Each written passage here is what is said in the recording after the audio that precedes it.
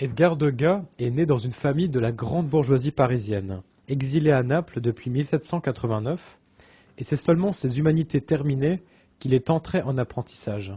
Le souci de la réalité s'avérant pour lui primordial, Degas a évolué rapidement vers une peinture nouvelle, trouvant dans l'objectivité de la photographie une confirmation à ses préoccupations. Le goût de la mise en page originale, la recherche du mouvement pris dans son instantanéité et bientôt la découverte du pastel et de la couleur l'ont conduit vers le groupe de peintres et de littérateurs du Café Gerbois.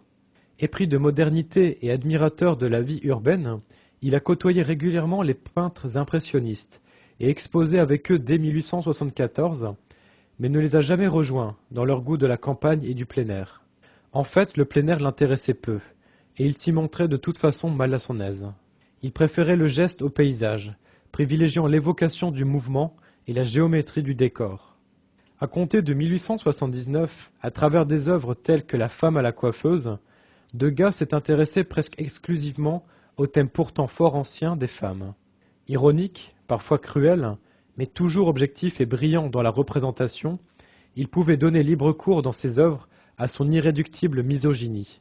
Pratiquant depuis longtemps le pastel, il a privilégié cette technique lorsque la cécité a commencé à le gagner et lui a interdit le travail trop minutieux de l'huile.